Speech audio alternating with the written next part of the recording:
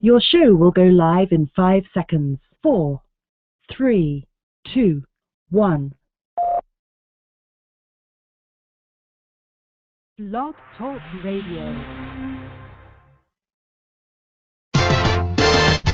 Now, get ready for uncensored sports madness. It's Dave in the City on Locks of the Week Radio. Coast to coast, internet sports talk, Locks of the Week. Doc Rivers continues to, time and time again, not get it when it comes to getting... Oh! Let him play! And it comes time, we know how Lincoln dies, a tough spot with a bullet. And as I speak to you, they're showing a Mongo USA fan at the World Baseball Classic chanting USA. Actually, this full day was a lot. Ooh.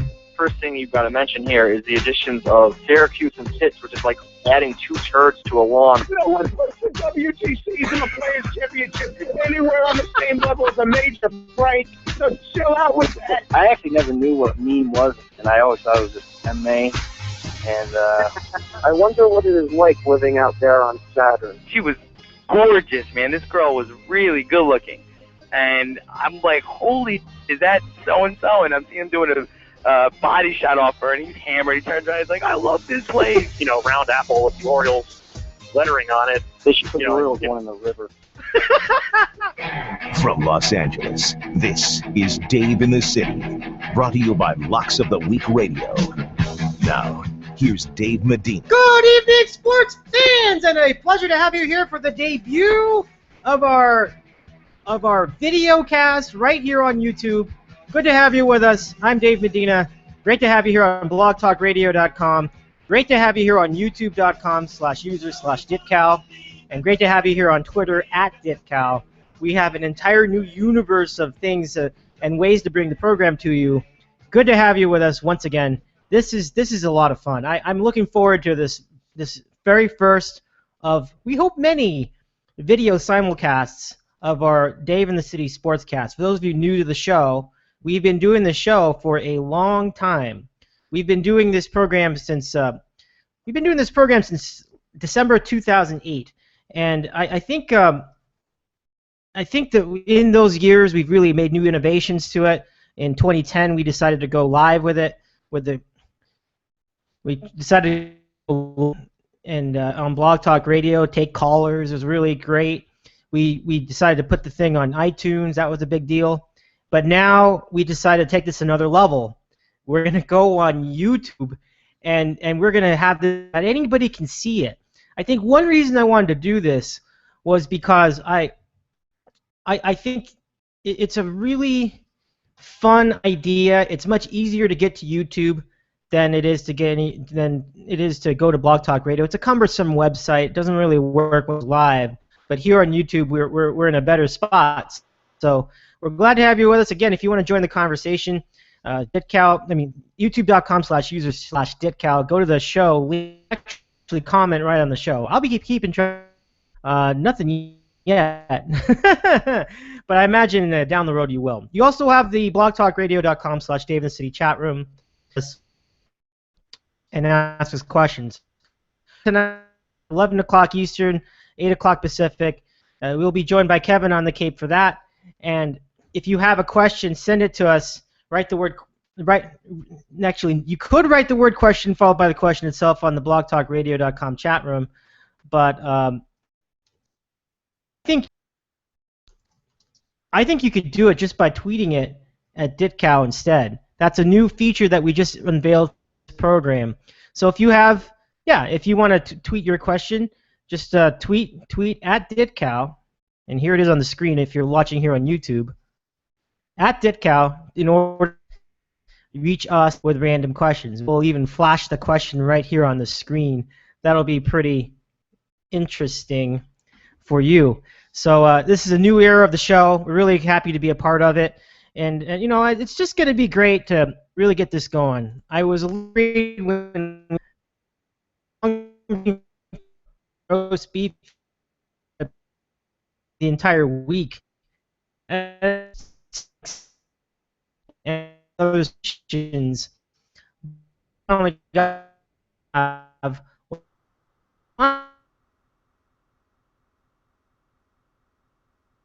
live. It's not far. Every single checkout stand. It was crazy. I was stuck. I was like, man, I thought I had 20, and all of a sudden I was down to the last 10.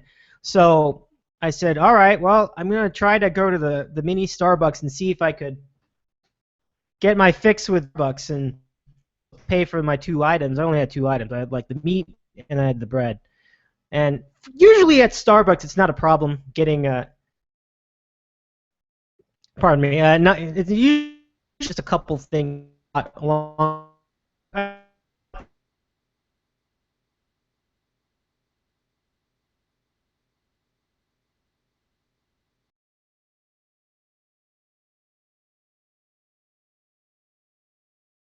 You're tuned in tonight.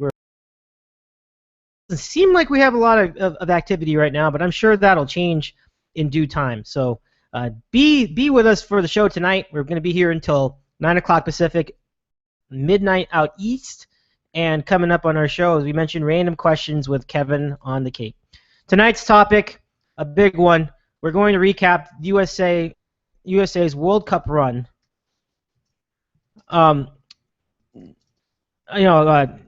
Soccer is definitely rising here in the country. And to join us, we'll have Erwin from Queens coming up at quarter after the hour, so 10:15 Eastern. If you're looking for him, it should be a good time. So I think the thing that struck me most about USA in this World Cup,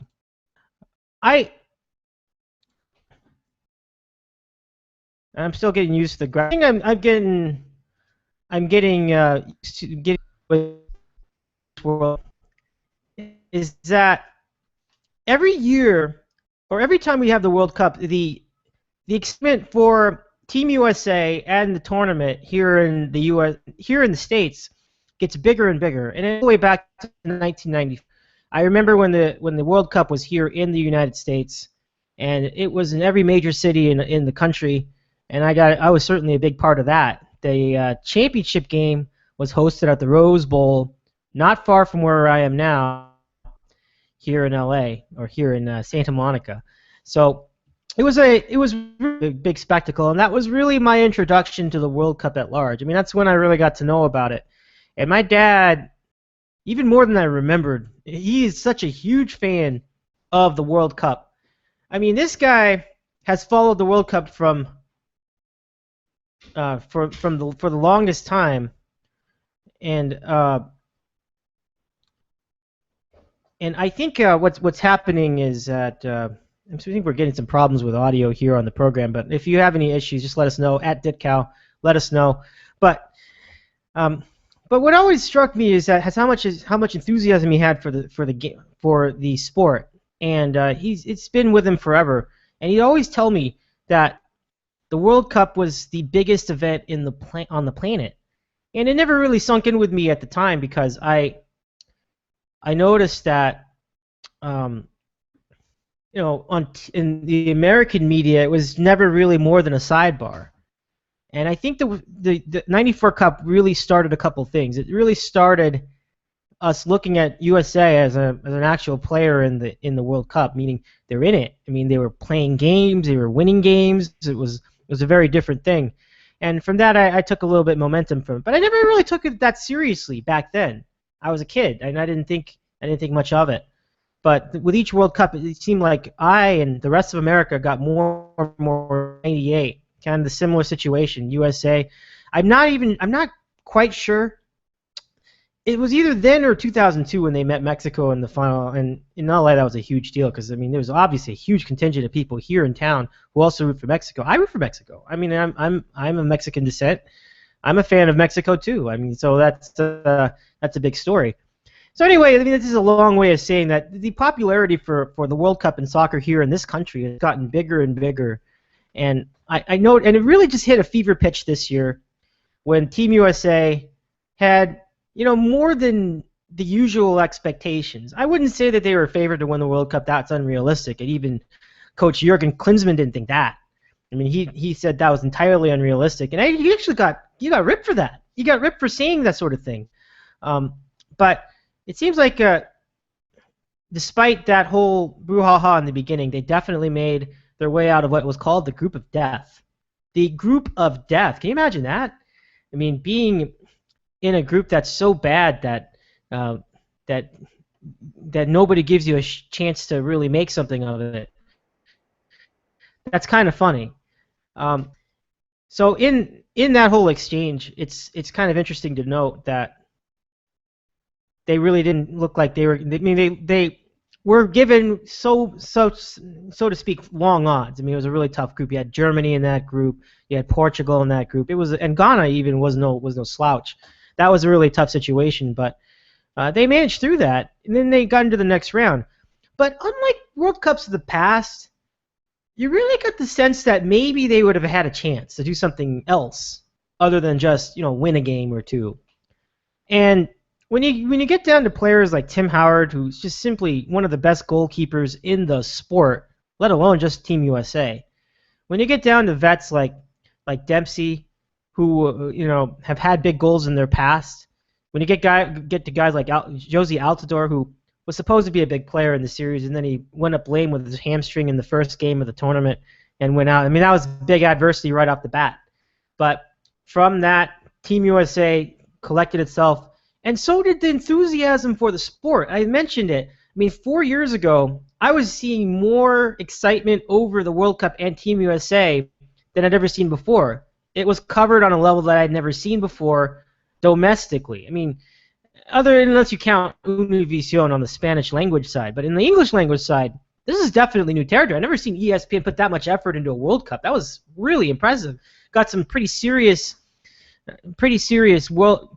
announcers, Ian Darke and at the time Martin Tyler, both of British broadcasting fame.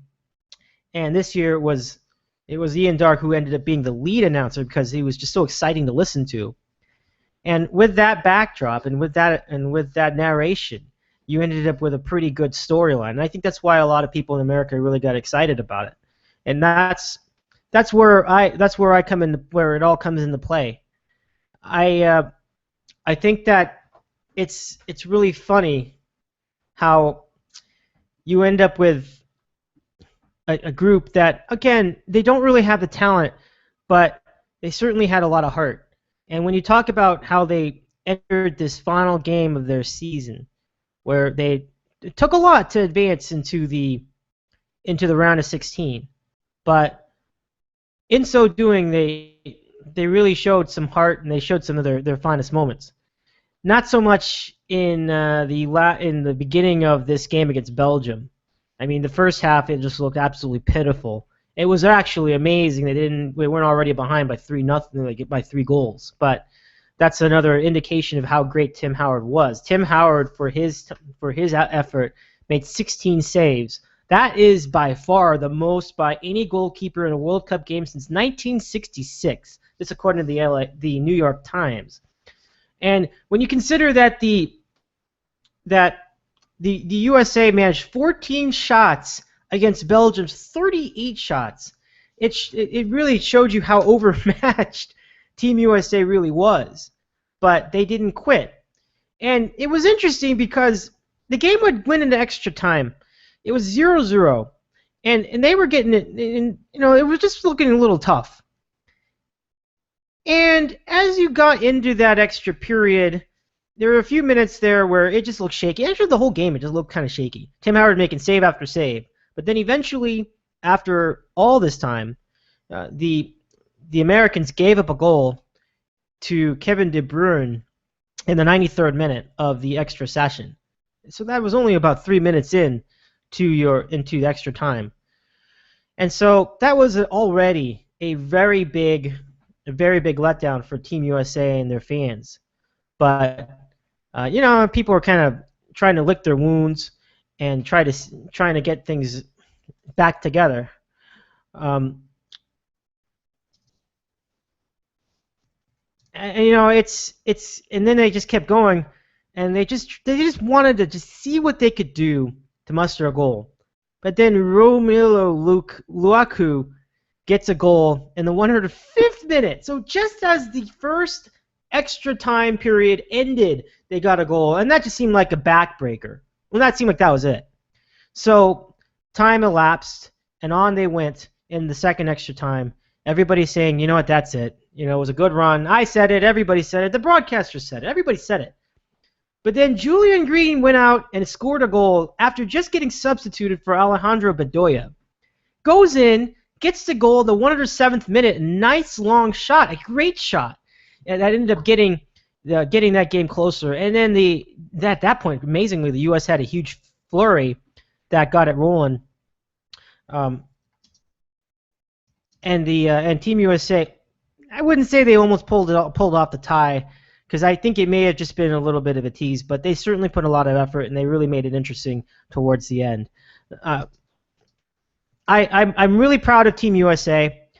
I think they've done more than just simply make some noise in this tournament. They've really made soccer a more relevant sport, because I think this World Cup, coupled with the one before it, really has inspired a lot of kids to become soccer players. And if you think about what other sports are going through right now, NFL having issues with concussions, a lot of hubris and that sort of thing.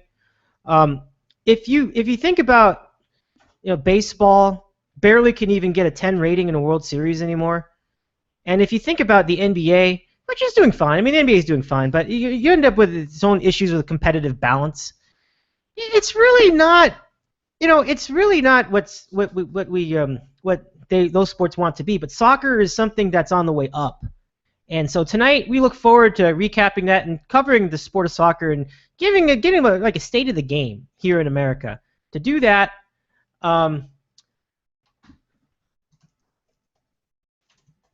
we're going to be joined by actually two guests tonight. But we'll start with the first of the two, and that would be Erwin from Queens, who now joins us right here on the show.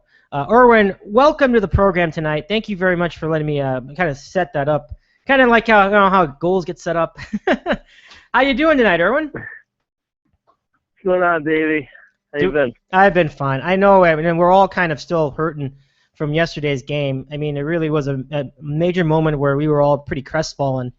I don't know. Pretty crestfallen right now, man. Yeah, I hear you. I totally hear you. I mean, this is it really seemed like there is potential there with this team, a lot more than I guess years past. Do we get the sense that there's like more expected of Team USA nowadays than there used to be back in years past? Yeah, I think so. At this point, Jurgen Klinsmann, he really upped the game, so to speak, with U.S. soccer, and his implementation and his know-how is really bringing the game, the level of U.S. soccer to the next level. I really believe, and I remember calling back a couple of years ago when we did a soccer call-in, and we mentioned, I think you mentioned Bradley, whether or not he was going to survive as a coach, and I said no. I really think they should bring in a guy like Jurgen Klinsmann, and he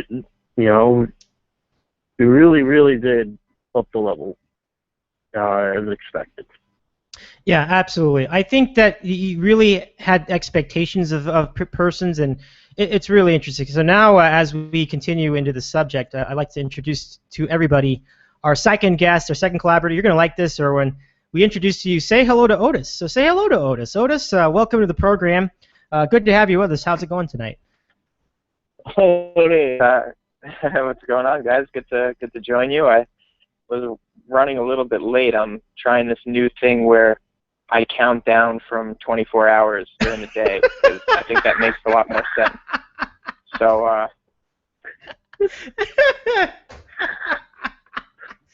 I hope that's working out for you, Oat man. I do.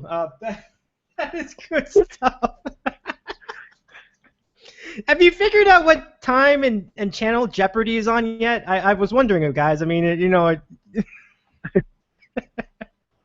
that's a tough one, and there's not even something you could go to that would have that sort of information. So that's quite a challenge. Good stuff, fellas. Yeah. So anyway, Oates, we were talking about how Jurgen Klinsmann, I think, has really started the formative blocks of changing the culture, so to speak, of U.S. men's national team soccer. And we were wondering what you thought about his transformation of this team. Really, it really seems like a lot has happened. I know there's a long way to go, but how would you see his coaching tenure up to this point? What's your thinking? What's your overall feeling about what he's done so far with USMNT? I mean, it would be really tough to have a negative take on what he did, because I know he's trying to do a lot more, and we're not completely there yet as far as the type of game he wants to play. But you can tell, and look at the subs that people were like, why is this guy on the roster? When Yeldon came in, I thought yesterday he was the best player on the field, and that's a guy that Klinsmann was just chastised for even having on the team. So he's got a different idea about what they need, and he's really put that in. And it's tough coming off a game like yesterday, but just everything. I mean, I don't think anyone could say anything negative today about what he's doing. Agreed. Totally agreed. I think it's. Go ahead, Erwin. With one possible exception being Chris Wondolowski, but I'm sure we'll get to that a little bit later. Oh my God. Don't even get me started on Wando. I still don't know why he was on the roster. You know, he's a journeyman in the MLS, let alone putting him on the national stage like that. I just don't see it. I have no idea why Jurgen picked him. I guess he was like the 23rd man, and I have no idea why he was on the roster. That's a tough one. You guys know more about the sport than I am. Man, any other comments about Wando? Because you guys were killing him yesterday, and I totally get it. Like, he had a wide open shot. Yeah, and I mean, it's not even like it's a second guess, because I'm pretty sure Erwin would agree that the second the roster was named, that people were saying, why is Julian Green on the roster? But Chris Wondolowski made no sense. The fact that he was the sub that they brought in yesterday, immediately when the substitution was made, I scratched my head. There were a couple other guys I would have rather put in. And then to top it off, that shot, it's just, and I heard people today in various places saying that that's a tough shot. I mean, if you're a professional soccer player, you have to put that in the net. I would be upset. I would be upset with myself if I didn't put that in the net. So I don't know where that was coming from today. If Jozy was in that position, I would say, and I wrote this on the board this morning, 99.9%. That's in. U.S. goes on to the next round. That's crazy. Just that close, and that's just how soccer is sometimes. I mean, it's the tip of the foot. I mean, for example, the go-ahead goal against that Belgium scored in the first one was this close to hitting off of Tim Howard's foot. I mean, it just shows you how tight it can be, and details often make a difference. So, yeah, I don't know. I mean, there are certainly a lot of questions about the roster. Why was there no depth for Altidore? Could Landon Donovan have been useful in that spot? I mean, we'll go back to it. No, it would have been too much. Yeah, it would have been past this. Yeah, okay, I can see that. But let's go to. No, Landon Donovan's past his prime. No. That's what I guess. If you haven't watched the sport in a couple of years, you watch it only during the World Cup, and everyone's wondering where Landon Donovan. His game has fallen off so far over the past couple of years, and if you've seen him like during U.S. practices when he was trying out for the team, he was so out of shape that just not there fitness-wise, and it showed. He had like a beer belly going on there. Saw that. And also the fact that Donovan took a sabbatical last year, like a 3-month sabbatical from the team for reasons unknown. They say injury, but I really do think he took a 3-month vacation from the team, like for his own personal reasons, and I don't think the commitment or the passion was there. And you can even see it now, like during his interviews with ESPN. Like, that's not the type of player Jurgen wants on this team. Yeah, and going back to what we were talking about earlier, that's kind of how Klinsmann's changed things. Any other coach, and I would say just about any other coach, Donovan's on the roster. I mean, Klinsmann has the pedigree, and it was questioned, obviously, from here to the lakes in Wisconsin.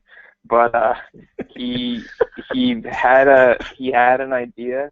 He didn't want anyone getting anything for free, so he did what he had to do, and he took Donovan off the team. I mean, it says a lot about him, I think. Yeah, I agree. I mean, he makes a bold move, and I think I think ultimately it would be, it wouldn't have really made, like you said, it probably wouldn't. It's not it really wasn't a mistake. I think when we get down to it, there are a lot of other things that really could have been addressed. For example, did they have anybody really to back up?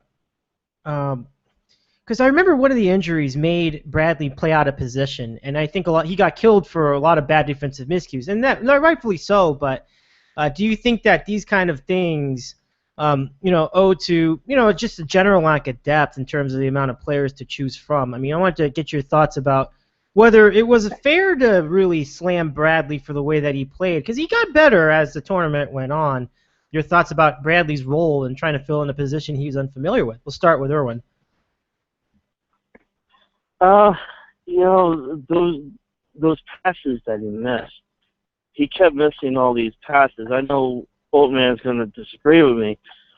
I really, really think, and there is this coach over in Chelsea. His name is Jose Mourinho, and he works for Yahoo Sports during the World Cup, and he even mentioned it, that the reason why Bradley hasn't been doing so well is because he switched to the MLS, rather than play in Europe. And I really do think that it messed up his game. Interesting observation, Oatman. Yeah, I don't follow the I'm trying to think of the right word. I don't follow the MLS or the Spanish league, or wherever he was. He was in Italy, I know, for a while, but I'm to say whether his game fell off, I think that the position change really had a lot to do with it. The amount of ground he had to cover. He plays more of a defensive role, and now he's having to jump up and play Dempsey's role, and the Altidore injury really kind of threw a wrinkle in, and they were able to get through the group. They were able to battle through for 3 games with him in a position he's not as comfortable in, with Dempsey in a position he's not as comfortable in.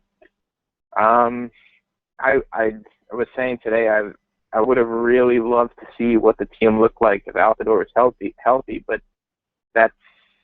there's injuries, so you got to deal with that. But as far as Bradley, I'm sure I killed him in the first game. He was playing like Dan Girardi out there, a little hockey throw-in. Yeah, I guess deserved. He played really well yesterday, I thought. His setup on the goal was, I mean, I don't know if anybody else can make that touch. But it's tough for me to kill him based on the circumstances. I think he got used to the position, like as the games went on, and he was able to adjust to the international game again. And the pace is quicker. You're going to get a lot of balls that are going to be wide, not to your feet. And I think Bradley was able to adjust to that by yesterday. And he did play a better game yesterday than he did the past 3 beforehand. Good stuff, fellas. I mean, this is a great breakdown, everybody. I mean, it really shows, how much you guys know the sport. I'm glad to have you on tonight to really get into this. And, it's the thing about, I'm going to transition this somewhat to to really the buzz that has been happening around USA soccer. And it makes me, I think about, where does it go from here? I mean, this is, and I think it's good things, to be honest with you, because I remember like 4 years ago, and I'm sure you guys remember it too. I mean, it was becoming a pretty big deal, and it just gets bigger and bigger every time out. I don't really understand why people are saying, "Oh, we can stop worrying about it now." Like, no, I mean, these tournaments, every time you see Team USA play, it just gets a big buzz now. So, I've noticed that soccer is growing. I'm wondering whether this is a springboard to, a growth of this MLS sport. The growth of just general growth of athletes playing soccer in America, and if it is, this is great. I mean, I think it's just a whole new opportunity and an opportunity for growth. So, seeing that our friend Erwin has really followed this for a very long time, I would like to give you the floor first about the state of soccer in America. I mean, obviously, I think it's in a good place. What do you think? I think it's in a good place too. There are more and more kids playing soccer these days, and me being a high school teacher, I see it. Just a lot of more kids are trying out for soccer. It's a fall sport here in America, so whether or not it's their number one sport, that remains to be seen. But it is a way to introduce kids to fall sports, and here in New York City, we don't really have football in most schools. Most schools have soccer teams and cross country, but that's another story for another day. But a lot of kids do try out for soccer teams, and I think the growth is manifesting itself so much. The Spanish population, the Latino population is growing year by year here in America. I think European players coming into the MLS, even though it's a retirement home, it is, somewhat showing the growth of MLS a little bit. You're starting to see more and more soccer-specific stadiums being built. Here in New York, with NYCFC coming in, there's talk about having a new stadium, building this new stadium either right next to the Yankee Stadium or a couple blocks away from Yankee Stadium, or in Yonkers. You would not have had this conversation 10 years ago. Yep. You're starting to see it now.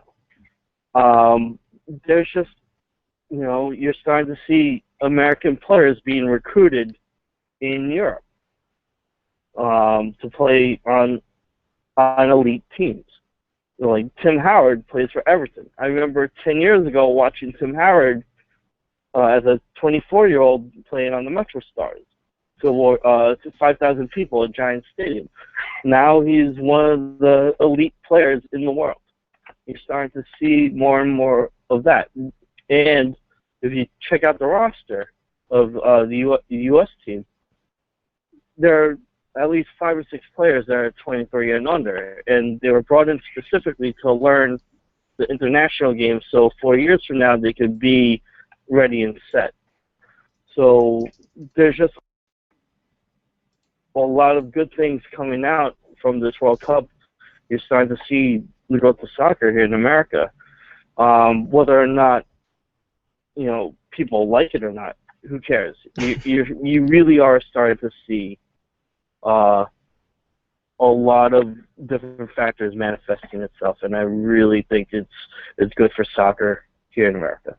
Yeah, it is, and I think it's great that we've come around to the recognition of the World Cup as a premier event. I mean, it was dismissed for many decades. It's just it's a big deal, it's a joke. I mean, it's such a silly sport, and I think people have really come around to that. Like, it's not silly sport. But go ahead. I'm sorry. The people who are saying that, they don't understand. They really don't. And I hate to be that Captain No Fun or anything, but it really is. I believe ignorance on people who want to stay status quo. They like their 4 sports or 3 sports or whatever, even 2 sports. Soccer, football and baseball. Those are the mainstays. Soccer is not going to overtake these sports. No. Let's calm down. It is a participation sport, yet that it still won't overtake the big 4. There's no need to worry about it. So I just don't understand where all this hatred is coming from. All these ideas that only pansies play soccer. Well, these guys are playing. You're starting to see all these tackles. People are legitimately hurt. Yes, it is a sport of flopping, but at the same time, you have these guys running around 10, 12 miles a game. Right. And of course, there's going to be injuries. There's going to be these cramps that a lot of American sports they don't have. You don't see baseball players running around 10 to 12 miles a game. Totally get it. In a span of 90 minutes. Right, totally. So, it's interesting. It's definitely a lot of learning that I think all of us do. I mean, I'm no exception to that. Every time I see the World Cup, there's certainly a lot of learning to be involved, but it's been a fun education for me.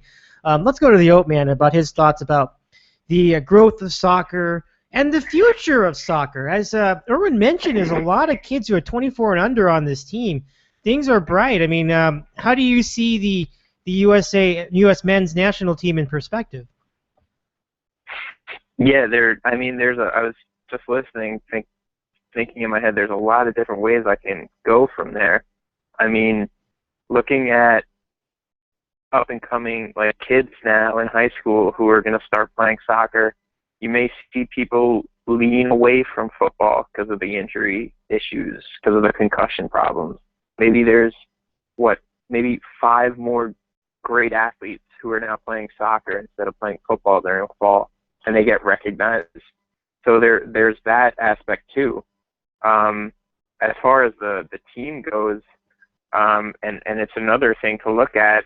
I was listening to a podcast earlier today, and they were talking about Yedlin and what his future is. Look, there are definitely, I would think, teams in Europe who are going to look at this kid, and they're going to want to bring him into their team, get him off of wherever he is in MLS, and he's in Seattle. And if he goes over there and starts earning money, that opens up a whole new aspect to it also. People learn that if you make a statement as a soccer player, you can actually make money in Europe.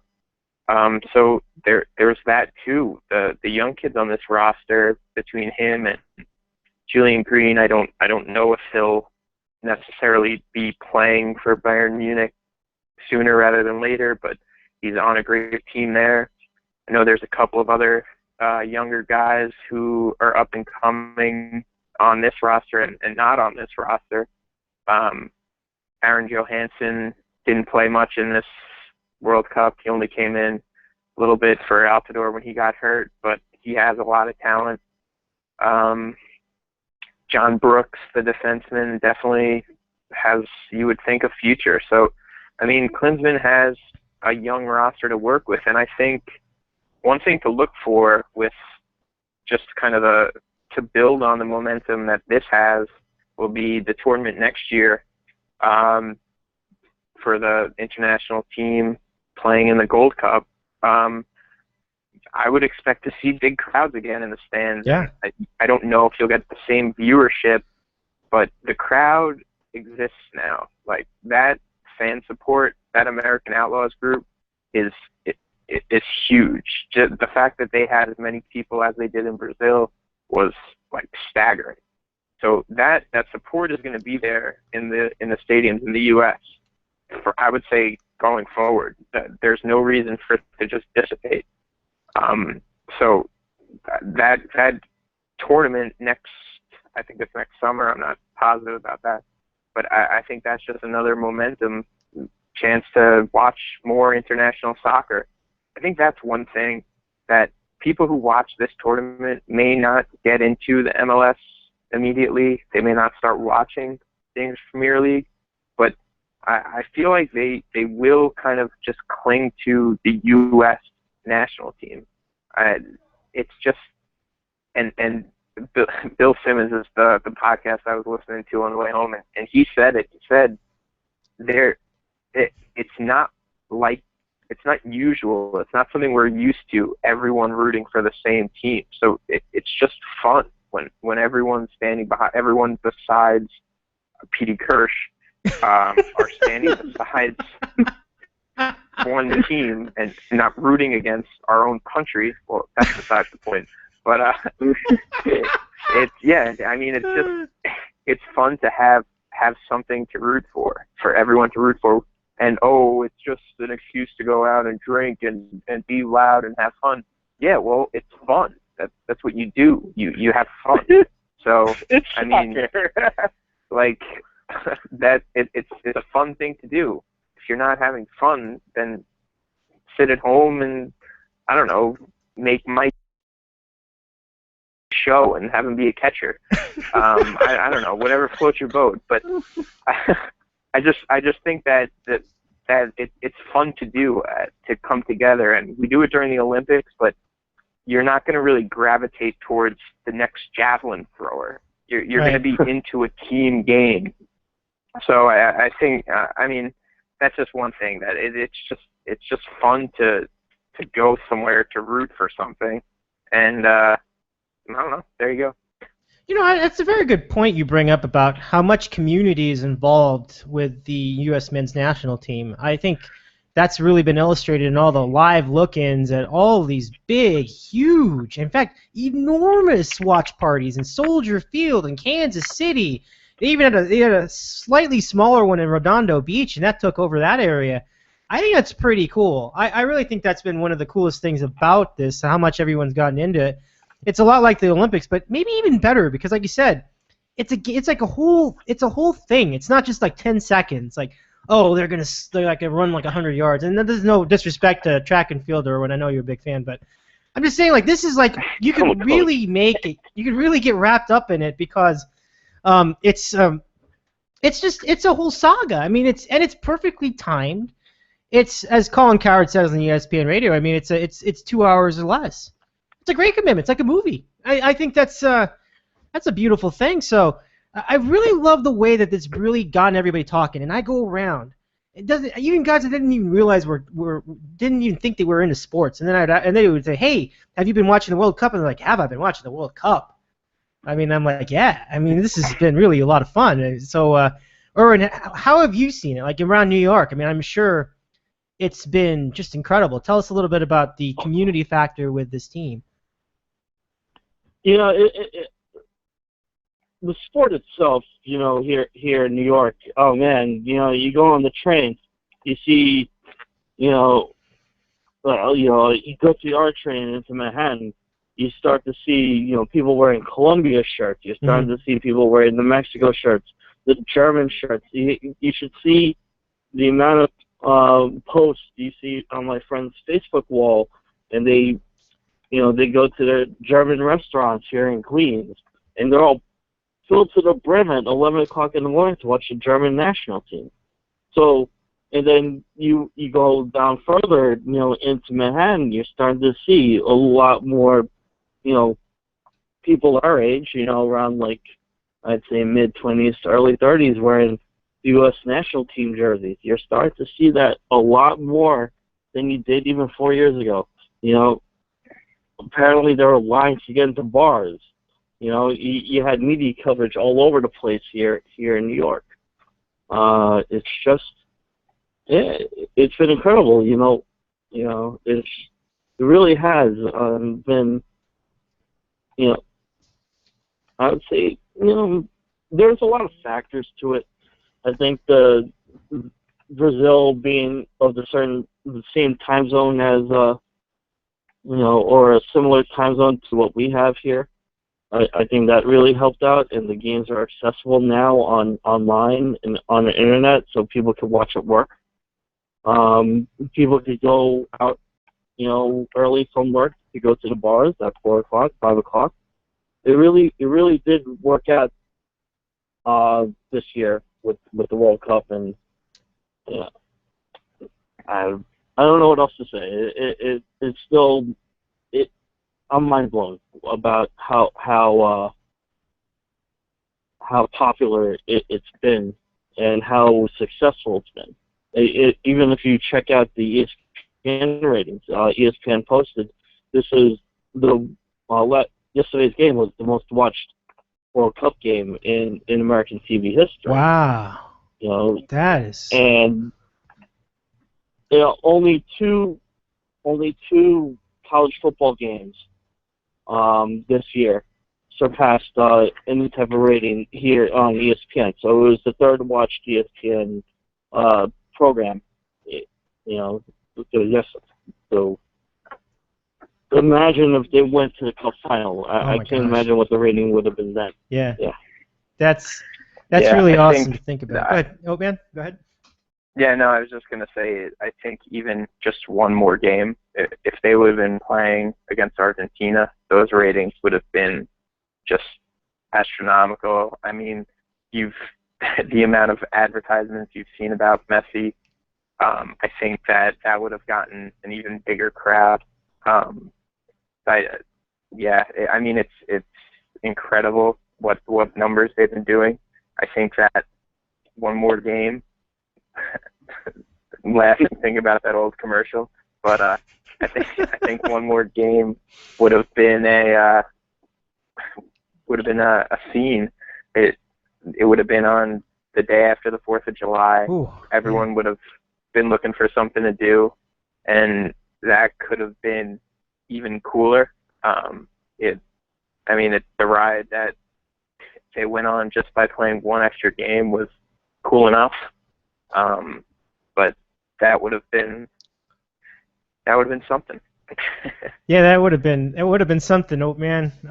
It would have been a sight to see. Really, just incredible. I mean, you thought those watch parties were great. Now, I can't even imagine Dodger Stadium getting full for a game. Something like that. It would have been crazy, and totally just. It is incredible. It's like I can't even imagine the way that this thing got so popular. I mean, you wouldn't even have hit my mind, not even my imagination, to see entire stadiums full in 1994 to watch a game on TV. I mean, that just tells you how much this sport is growing, especially for Team USA. So it's just awesome. I really have nothing else to add to that. You guys have made great points on that.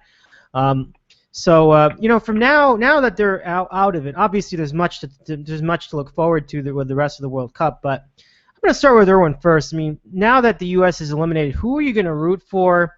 What are you looking forward to the rest of the way? Who goes first? Me? Yeah, Erwin, go ahead.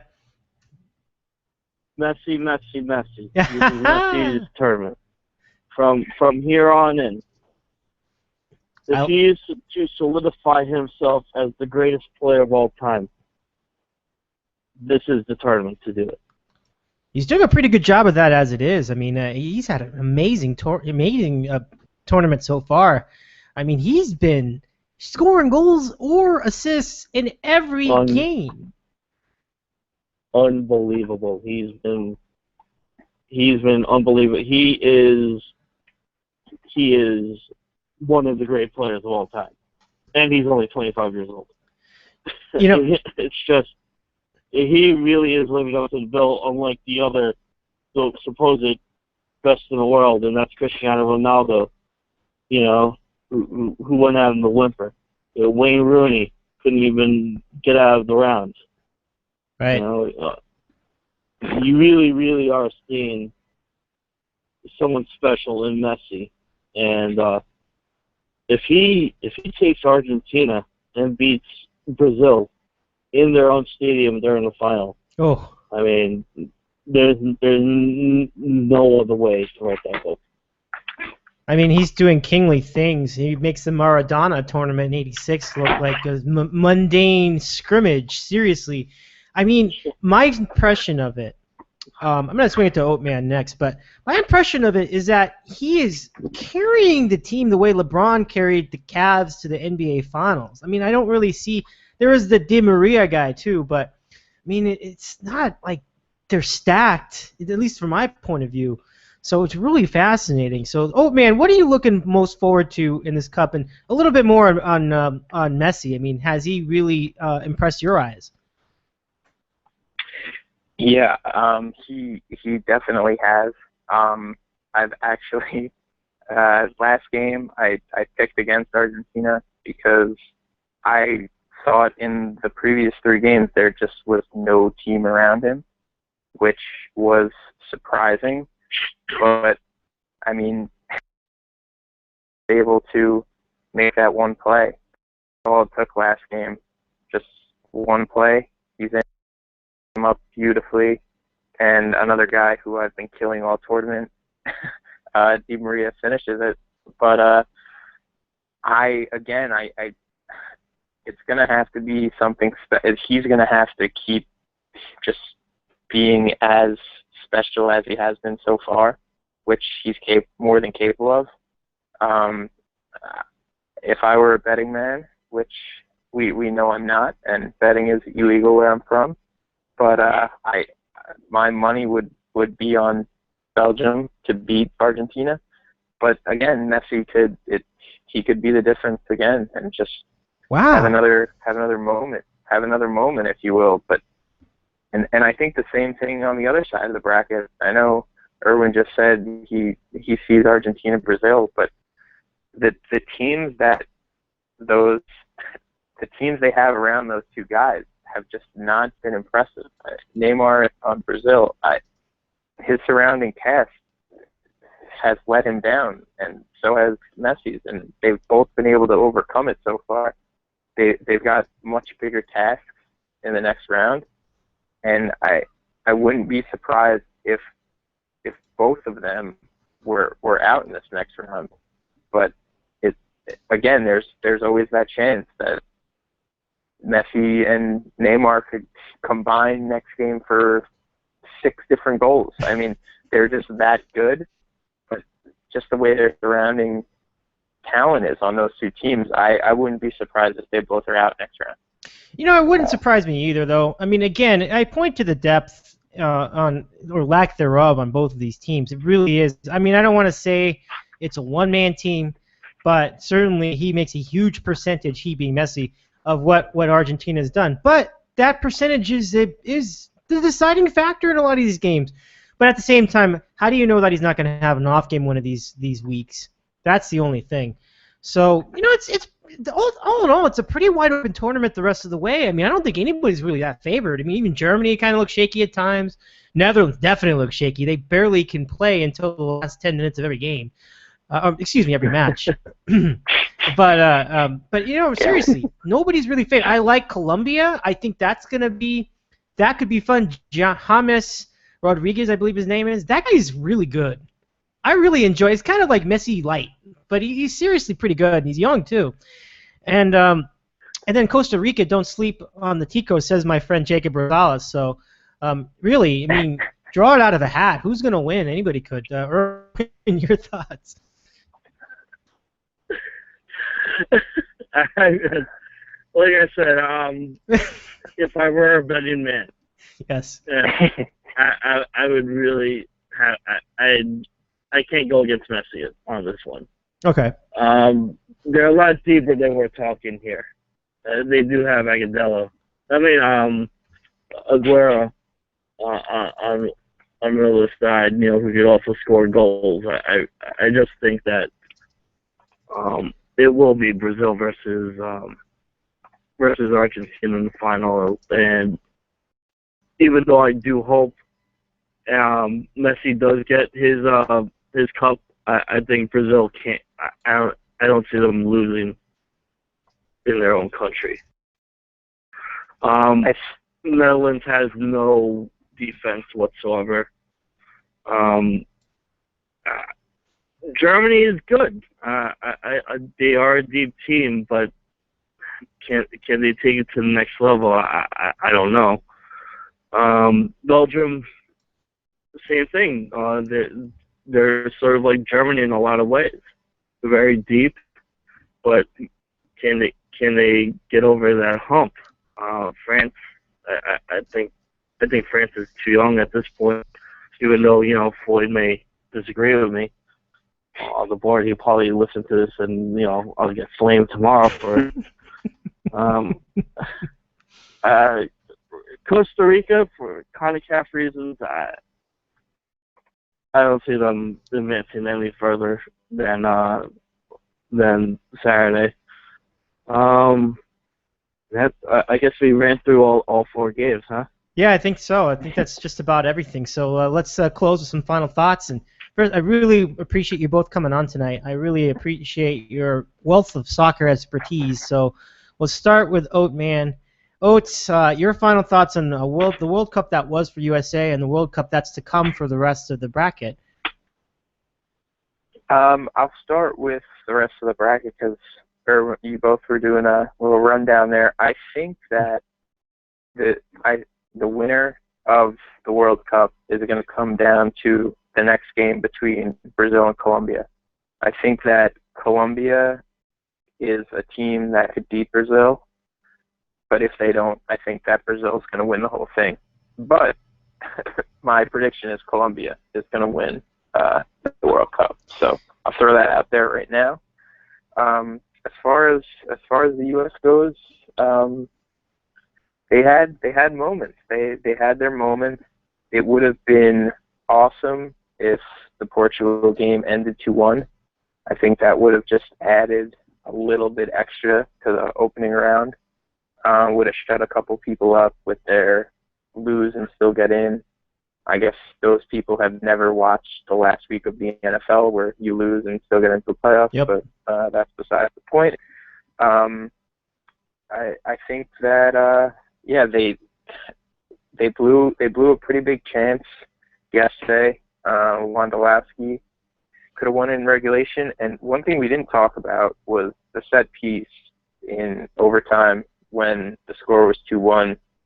Just an unbelievable set piece that they drew up on the practice field. I don't know where that came from, but that was one of the best set pieces I've ever seen. I capitalized though. They just couldn't. Yeah, I don't know how Dempsey missed that. I'm sure he'll be kicking himself just as much as Wondolowski for blowing that. He may have touched it a little too far in front of him, and that goalie is one of the top 5 goalies in the world. But yeah, that set piece was incredible. And if they would have scored on that, that would have been a replay that you would have seen forever and ever. My last thing, I just throw this out there. We got a couple minutes left. Goal of the tournament so far. Yeah. Goal of the tournament so far. Mm-hmm. What I know, the Colombia goal by James, that was phenomenal. The goal by Cahill was great. And I think my personal favorite is, oh wow, I better not pick the wrong guy here. I'm trying. I could get killed by the soccer nuts on the board, which are me, you, and Floyd. But the Van Persie header goal. Okay, I think I got that right. My 3-letter names, my Ruud Van Nistelrooy, Robbie Van Persie are messing with my brain, but it was Robbie Van Persie's goal. His header goal, I think, was the goal of the tournament. I've argued back and forth with my dad about that. He leans towards James's goal off the chest. Thoughts, questions, concerns? No, that's a strong candidate, I must say. That was a pretty sweet goal. So let's get to Erwin's final thoughts. And what was your goal of the tournament? We'll start with that, and then we'll continue with your other assorted thoughts about the the tournament that was so far and to come. Goal of the tournament was probably the Cahill goal. Yeah. Because I have the Van Persie goal, and Otis brought it up. I think he just mentioned the top 3 or 4 goals in the tournament. As far as the U.S. goes and how they can improve for next World Cup, midfield play, midfield play, midfield play. Control the possession. No, you can't go into games or you get out of games with only 35-40% of possession. You have to win the possession game in order to win. You know, go through to the next round. You have to control possession. You have to have at least 60 to 70%. Because if you have the ball, you can control the game. You can control the tempo. The U.S. hasn't been able to do that, and that's what Jurgen will try to instill if he does stay for the next couple of years. Will development happen? I think so. It all depends on commitment to development to the younger generations, to high schools. The way you know, you can recruit kids at 18 years old. Here in America, that has to go and try to find players. That's a tough issue, and that'll probably be the question for years to come. Yeah, I got you there. And Mikey, would it kill him to get a goal scorer? I mean, gee whiz, they gotta put the ball in the net. I mean, come on now. That's good stuff. Good stuff, fellas. Well, that's all the time we've got for this particular spot. Guys, I really want to thank you guys for both coming on. You know, it was really a lot of fun. Thank you from both for your analysis and your humor. Here's to another good World Cup coming up in 4 years, and I hope we can all be there to enjoy it and check it out. Maybe it'll be even bigger. Maybe it'll be an even better result. I mean, this is an exciting time. So, again, my thanks. Have a wonderful 4th of July weekend, by the way. Yeah, I should mention that. Do I ask what you do? Yeah, I'm going to ask what you do. Old man first. What are you doing on the 4th of July? Anything in particular? Fireworks? Any of that stuff? No, I don't have anything planned. I'm not a big planning guy. I usually just fly from the hip. I hope we have a podcast next year during the Women's World Cup. Hey, we'll do it. I remember how much juice that had, too. And I'm pretty sure Alex Morgan will be on this team, yeah? I mean, she's not that old, so I would say yes. We will do that. She'll be on all Everyone loves Alex Morgan. Everyone loves Alex Morgan. No one loves Abby Wambach. No one loves Megan Rapinoe. What's going on? I wonder why. I don't know. Couldn't tell you. Is there? Yeah, they're practicing their scissor kicks right now. Oh, that's so bad. It's a shame that there's no hope that she's solo. See what I did there? That is good. I love those puns. Oh man, Hope Solo's gonna find you guys and beat you up. Yeah, well, it's true. She would beat us up. Yeah. Oh, by the way, Andy called it. EIS called it. The whole thing about Hope Solo. He calls it all the time. So, Erwin, just quickly, what are your 4th of July plans? Where are you headed? What will you be doing? Probably drinking. Nice. That's not bad. That's a good choice. Any favorite ales? Brooklyn Lager, maybe? Probably. I like it. We'll see. I don't know where we're going yet. You gotta figure out plans. Gotta call people later. Okay. And I'd regret this, and I'd probably hear about it tomorrow. But Yachts has mentioned that we should mention the Ivory Coast. Okay, Ivory Coast mentioned. There you go. All right. Just stay away from the Belgium. Okay, I'm not over it yet. I guess we ain't drinking Stella this 4th of July.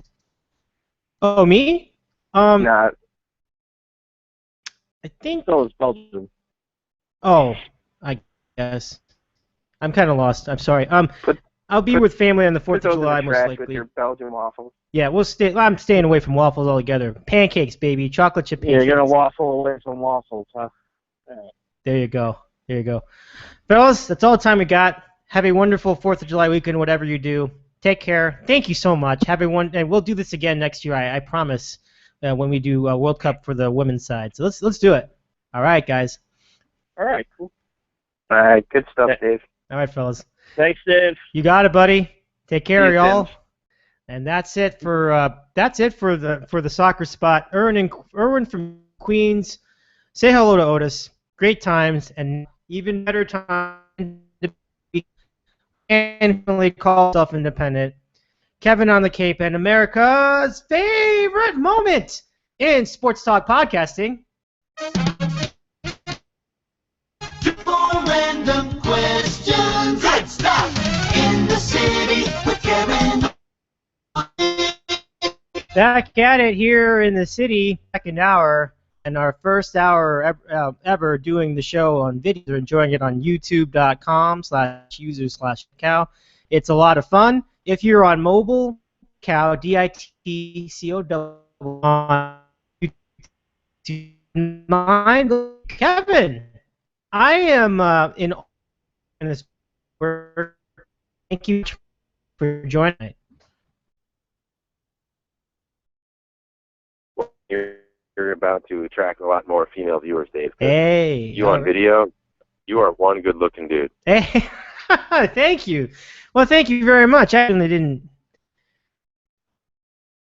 Yeah, okay, I can see that. Thank you very much, Chuck, man. Yeah. But, I mean, my main jealousy resides in the fact that you're full head of hair. Oh yeah. I'm very blessed. Yeah, definitely. Yeah. Good genes. I agree. Totally in the genes. I've definitely lucked out. My dad has great hair, really fantastic hair, and I'm very happy to that element of his personality. It's a really cool thing. So yeah. Chicks care about that stuff. It's big. You know, and it's very funny you bring that up, because I always thought that women are going after bald guys now, because I always notice that bald guys really can have really nice babes, and I thought, is bald like the new in thing? But you know, you might be right at the end. Well, I think you have a point, but I think that's like the receipt airline, you know, that weird little George Costanza look. No, not that is a very good But I point. think like the shaved, like edge tag kind of look. I think they look like. Yeah, and then we're looking at the shaved head situation there. So yeah, and I thought that was interesting. Like, oh, so you shave your head and it like increases your. I never really thought about that before. Did that shaved head? Oh, do you have that now? I didn't really actually, paid attention to what your picture looks like. I mean, do you shave your head or do you leave it and let it roll? No, I don't have a lot of hair. I do cut it short, but it's actually it's not interesting to anyone, but I lost my hair. I guess the best way to describe it is the head of hair I have now is the same head of hair I've had for 15 years. So I lost mine at 23, and so that was a little nerve-wracking at 23 years old to lose 75% of your hair. Yeah, gee. It hits people. Some people younger, yeah.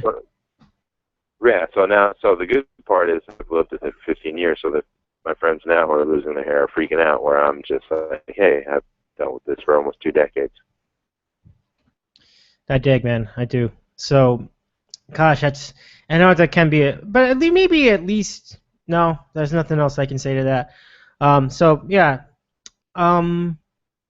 Well, we're coming up on another very exciting weekend, although it could be a stressful weekend depending on what you do and who you are. 4th of July, I've been calling it Independence Day all this time, but let's get back to the topic of Independence Day plans. Let's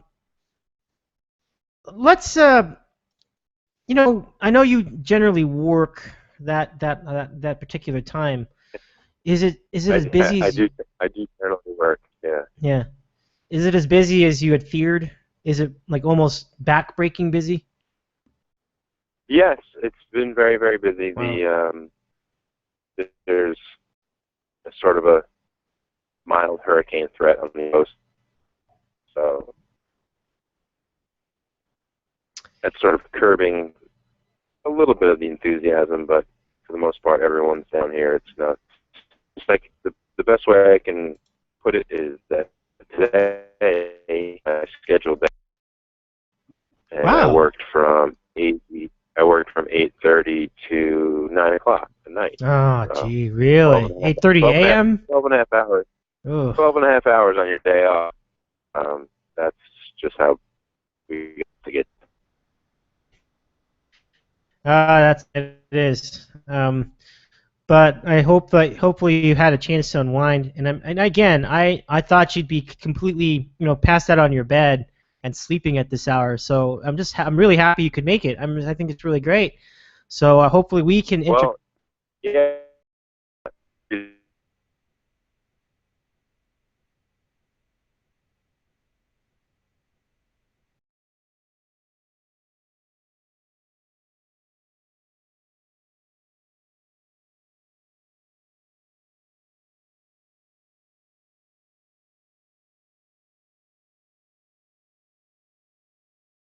We have new graphics too. In addition to the. Really? Well, I watched the first hour, but Okay. I like to smoke my cigar when I talk to you, so I went outside for our show. But I did watch the first about 40 minutes of the first hour. That's really cool. Yeah, I mean, I was absolutely stunned. I mean, in a good way. I was stunned by how cool these graphics look. I don't know how they actually look on the actual video, but it looks kind of blurry from what I'm looking at. I'm hoping that a better computer will fix that, because I have a really slow computer running the video stream right now. It's a backup laptop, but I think the design and layout is really awesome. Like the logo being, if you're watching it on YouTube, right there, the logo is phenomenal. Like that was an unexpected pleasure just having that in there. I mean, it really looks totally professional, and all I did was like drag and drop a couple things. I mean, it's really.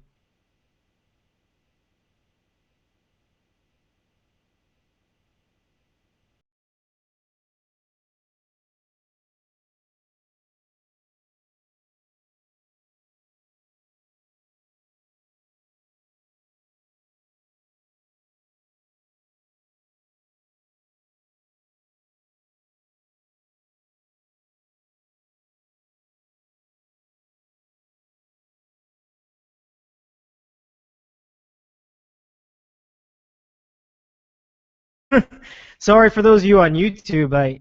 Wow, look at this. It looks like everything's back online, though. Okay, there we go. We got everything back online. Good. So let's start our random questions. So if you have a question, tweet at DitCow for your random question tonight. Or you can do it the old-fashioned way. Go to .com/DaveInTheCity. Write the word question followed by the question itself. And I know you love that, Junkman. But if you have a random question, tweet it to @DitCow on Twitter, @DitCow. So if you guys are still with us, you can tweet them right now. We'll start your questions now, and I'll check the Twitter page, and we'll see what comes in. And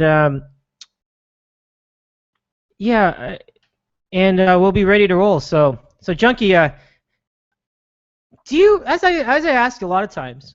Oh wait, actually, before we even get into that, I want to talk a little bit about technology that was stuck in the 90s. Do you remember like some of these weird products that were basically a product of their time and nothing more?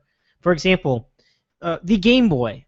Do you remember when that came out, like 1989? I mean, how wild that was. I mean, it was definitely a lot of fun, but it's like something we totally wouldn't need now because the smartphone can play games. But how cool it was at the time, and like you'd go on trips, you didn't.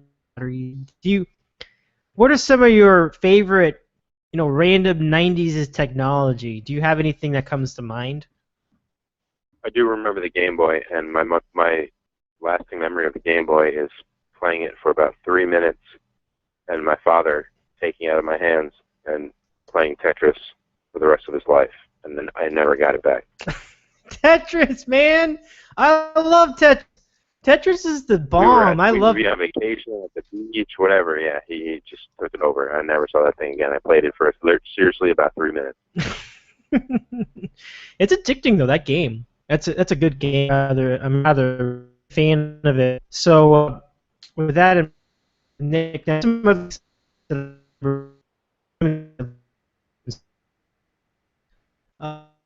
do you remember like you would actually get when somebody? I mean, pagers. Oh, it made sense then, but it's just so funny. Like this is totally like both.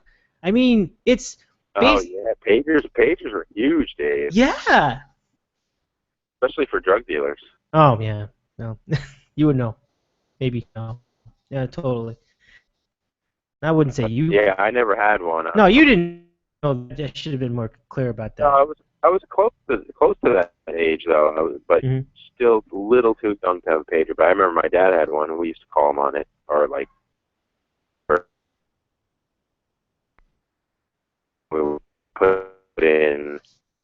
He would. I remember having.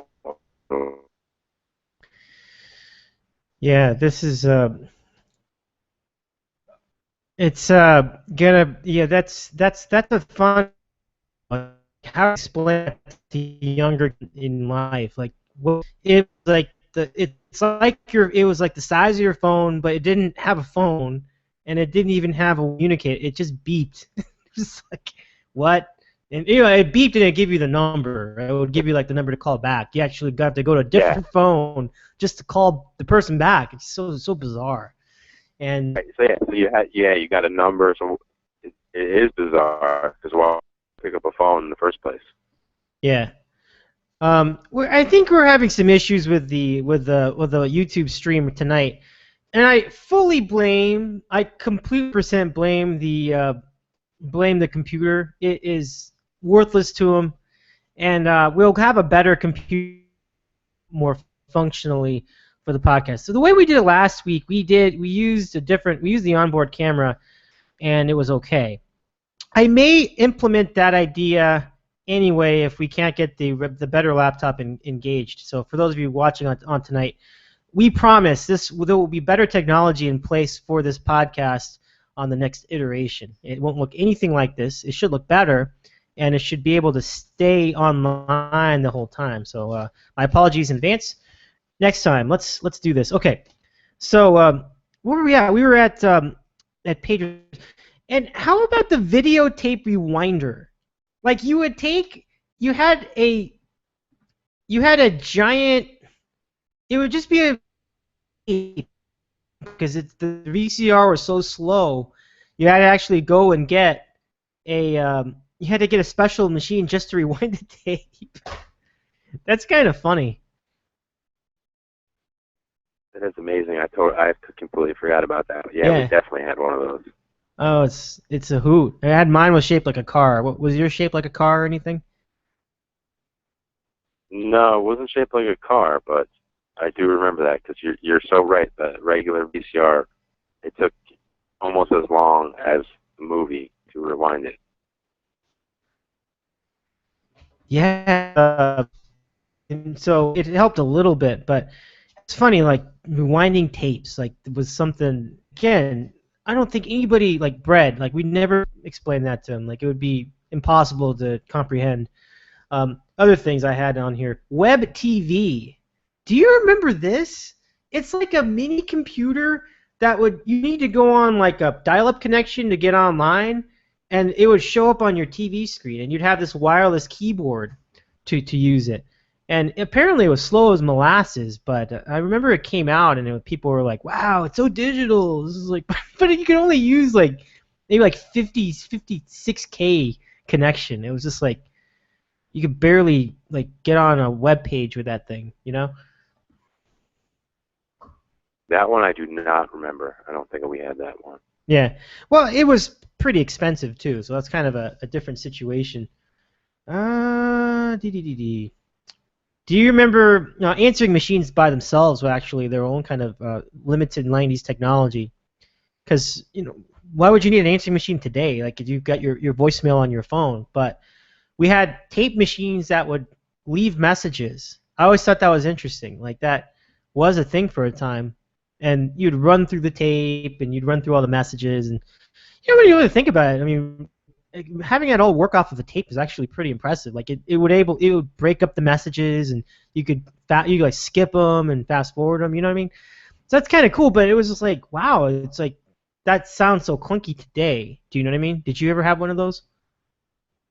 Oh, absolutely. Those machines are awesome. Everybody had one of those, I think, in the 80s, and check your messages, and you get the little blinking light and all that stuff. My favorite memory, now that you mentioned it, I just was watching it the other night, was Stephen Wright, who was one of my favorite comedians, saying he got an answering machine, and when you call the answering machine, it plays the sound of a busy signal.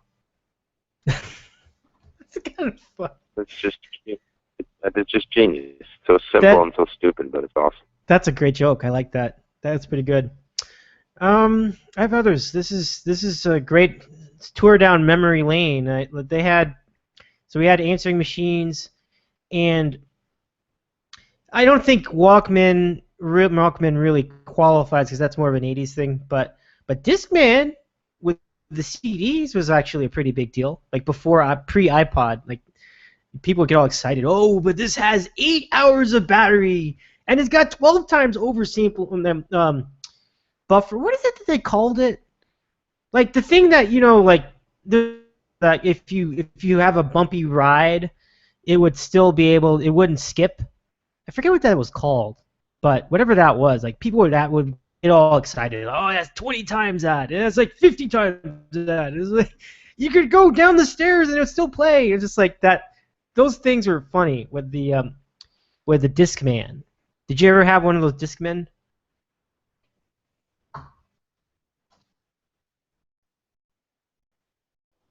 Junkman? Uh-oh.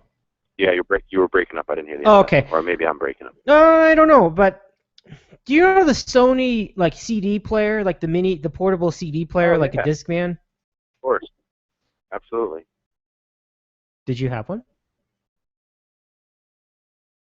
I never had one with the CD, but I had the tape ones. Yeah, I mean everybody had those though. I had that too. I didn't even use the tape because like it sucked so much battery. Like you only get like 2 hours. That's kind of useless. So I do the radio on it only. That was how I would listen to stuff back in the day. I just picked good stuff. Okay. But anyway, that was a lot of. It's fun to consider like all these really crazy things that 1-900 numbers. Remember those? Like you would vote on something. Yeah. Oh, absolutely.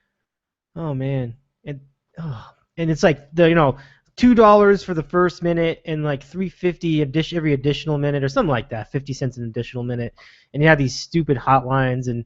You'd have to get your parents' permission to dial it. And it's like, did you ever actually do that? No. I mean, people would dial anyway and just see if you get away with it. Yeah, I don't think I ever did that. But yeah, you would see those ads all the time. Place. And the draw would be, hey, you could find out the super information. Or another one is like contest. Like you could dial it for a contest. Oh, you might win this. You might win that. You can vote with it. It was always something else. But 1-900 numbers is totally bit the dust. Like again. I don't even know if they're still around. Like, are they might be around for sex, phone sex, right? But that's probably it. I mean, can you imagine a use for? I don't even think that's the internet has ruined everything for that. Yeah. Why would you dial up that when you can find porn anywhere within like 2 seconds? They would have They would have like the phone sex hotlines. They had the psychic network. They would have all that kind of stuff. $5 for the first minute, $1 each additional minute. Yeah, and they make it sound like that's some kind of a bargain. Like, well, but the additional minutes are only $1. It's like, whoa, man, that's like giving it away. But totally not. I mean, that really adds up. You'd be like $20 in after a call. And this was at $1990. Which is like $50 today. So it's just. It's nuts. That whole thing was just nuts. Amazing people would call that stuff.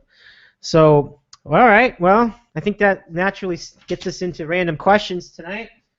So, everybody, there are two ways to do random questions now. You can tweet your question to @ditcow, or you can go to the regular way, blogtalkradio.com/Dave in the City. Write the word question followed by the question itself, and we'll answer those in order throughout the course of the next hour. So hopefully you can enjoy it either way, however you want to go about it. Let's start. So we have a question out of the box. By the way, if you follow @ditcow on Twitter, @DITCOW, you can ask a random question anytime you want. You don't have to do it now during the show. You can do it anytime you want during the week.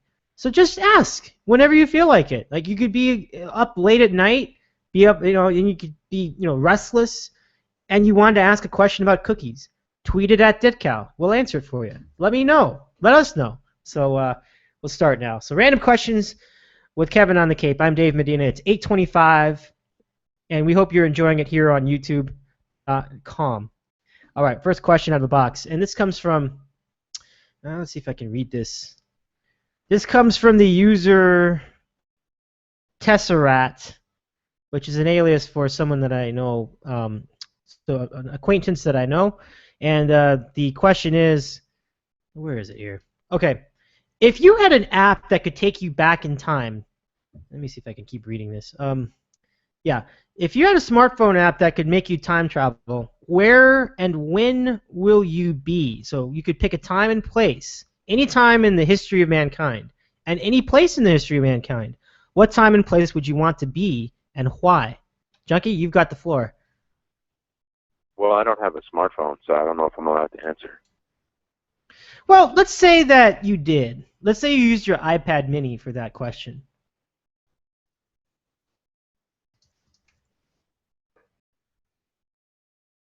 What'd you think? Yeah, that's a. I mean, so many moments, Dave. Yeah. So many different things, different events in history. I think if I could travel back in time, I'm looking for something interesting. I'm looking for something memorable. Maybe be history, maybe be. I think I would like to be on the Titanic when it crashed. Ooh. That'd be kind of cool.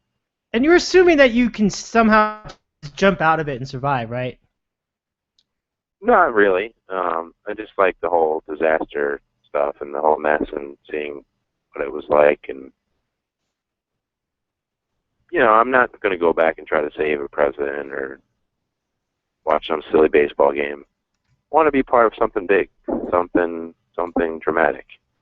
Boy, and imagine the stories you could tell after coming back from a trip like that. And we're assuming you can come back from a trip like that. That's a good one. I like that. That's a great one. Yeah, that's really cool. I kind of like that. That's a fun. I think it's better than anything I could have come up with. I was thinking like, oh, I'd love to be at, let's say, and then we're coming up on the 40th anniversary of it, but the Elton John Thanksgiving weekend concert in Madison Square Garden, where John Lennon came out and then they did Lucy in the Sky with Diamonds. It's like, I want to be at that concert. That's what I would choose. That would have like one of the great concert moments of all time. Would have been a lot of fun. That's just what comes off the top of my head. I'm sure there are better ideas than even that, but that's just what I have right now. Do you know what I mean? Like that would have been fun. Or how about like Bob Dylan, like when he was doing that? I forget where, but he had this big concert that everybody talks about early in his career at some hall, some assembly hall of some sort. I would love to have been at that. That would have been cool. Or being at the first Woodstock. But I have to choose one. So I kind of just chose the easy one. I said, all right, the Elton John 1974 Thanksgiving weekend would have been cool.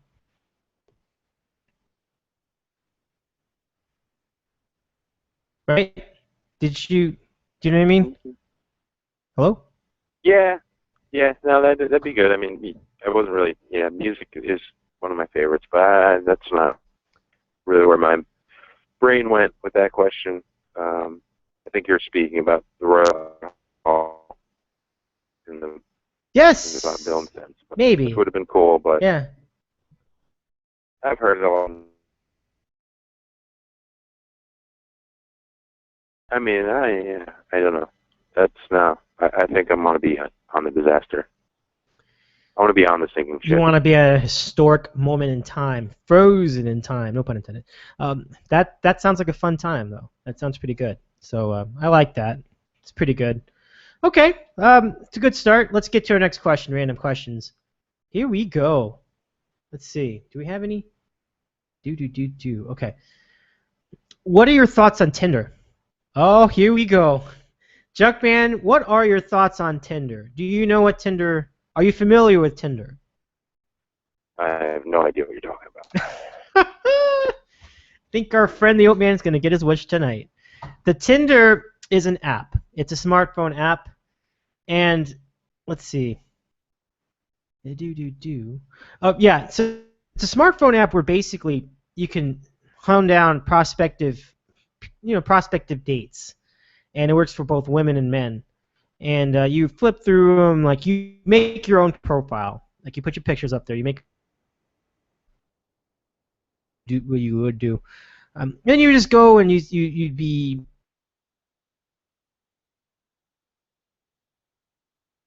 woman. This one might match. Filter out the ones you don't like, and the ones you don't like, you put a giant.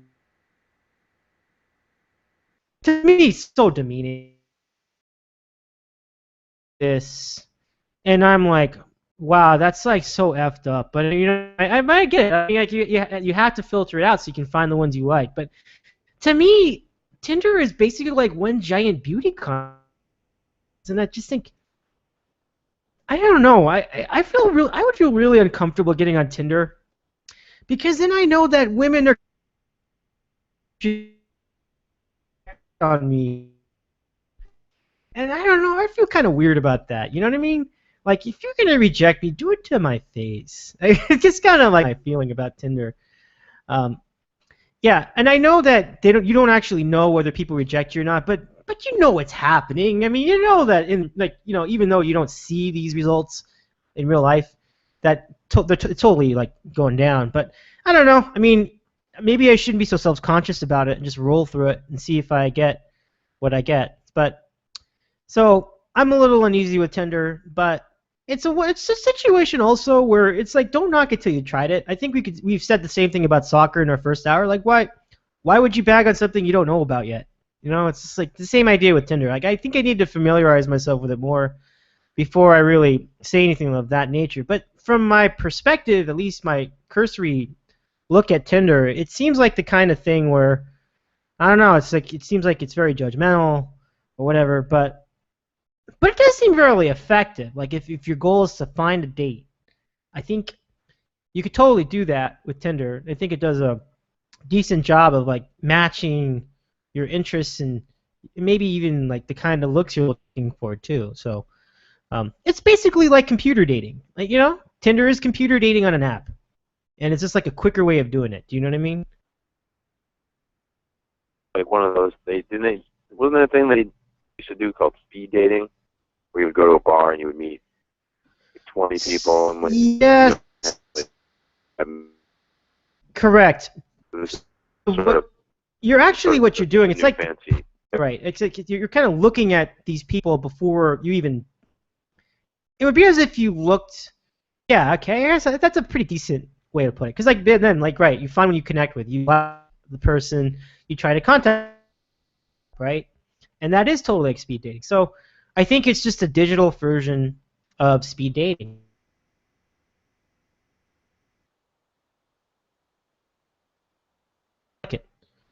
Well, I think I tend to sympathize with that sentiment.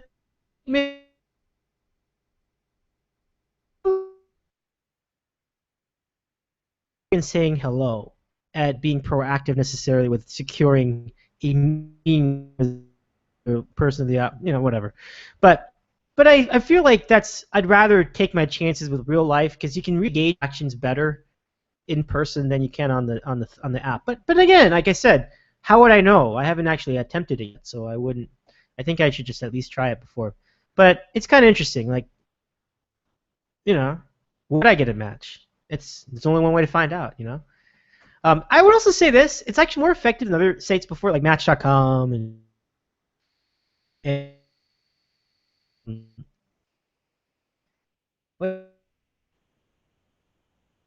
popular. And I think it's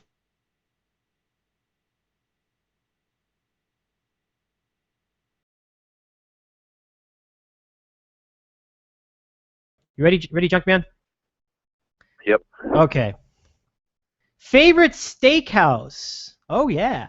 What is your favorite steakhouse, Junkie? I don't have a favorite. Oh man. We don't have. You're not a steakhouse cat, that's right. We mentioned that last week. We mentioned that last week. Okay. Yeah, I mean, I don't know the differences between them, but I don't have a favorite. I mean, anytime someone, bangs away in a kitchen and serves me food, I'm happy. I don't really. I've had some great steakhouse experiences, but I don't have a big one that I would say. Plus, like I said, there's not really any ones out here that you could go to. Okay. I mean, you could also go back to earlier in your lifetime, like other places you've been to where you've had quality steak, But that's fine. I guess we can go with that. Well, I think for me, and this is a relatively new entry into my life, but I have to say, I mean, what do you look for in a steakhouse? Steak. Who has the best steak? To me, the answer is obvious. I think it's Peter Luger's, and I was just there like 2 weeks ago. But honestly, it's my favorite steakhouse. Seriously, it's really good. But I would say that if that's my favorite, then a tie for first would be Mastro's, which is really good, really amazing steak, really good. And then after that, you have a big old group of 1As and 1Bs. Ruth's Chris, which I like. I know a lot of people kind of say, it's overblown, it's overrated. I love it. Ruth's Chris is good. I like Nick and Steph's, very good. Quality meat, really good. And, I think it goes from there. I mean, I tend to gravitate towards those, so I can't think, beyond that. But, Cut is good, very good. That's, I think, Wolfgang Puck made that place. It's over in Beverly Hills. It's really good. It's a really good restaurant, fancy restaurant, nice restaurant. But that's one Cut. That's the list. I mean, you really can't go wrong with any of those. Oh, there's a place called Wolfgang's, which is not related to Wolfgang Puck, but Wolfgang's, which is in several places in New York and here in California, both are modeled after Peter Luger's. So I think if I'm ever wanting a Peter Luger's fix in California, Wolfgang's it's almost there. It's almost there, but Luger's is the creme de la creme to me. Yeah, it's good steak. Junkie. I don't know. I love steak. So, Junkman, if steak isn't your thing, what is your favorite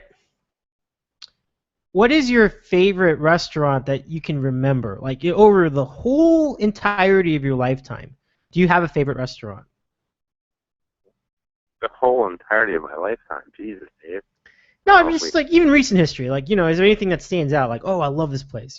Going there, eating there, whatever.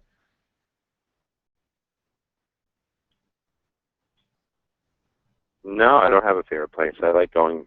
I don't go, especially this time of the year. I don't get out as much, but I don't know. I'm not that crazy about. This is going to sound ridiculous, but who's if the food is fresh and it's good, that's fine with me. I really enjoy, more like the atmosphere of places. Okay. If the food's average, I get over it. If it's great, I don't go crazy. Right. I like the smiling waiter. I like, the people having fun. And I guess the most important part to me is the people that you're with at your table, your conversations and getting in touch or meeting, you know, with people you haven't seen in a while. That to me has always been the more important part than actual food. Okay. I mean, that's a big part of the experience that makes it enjoyable. Totally there. Here's a related 90s question. We were talking about 90s technology a while ago. Do you remember the Don Lapre commercials? Don Lapre.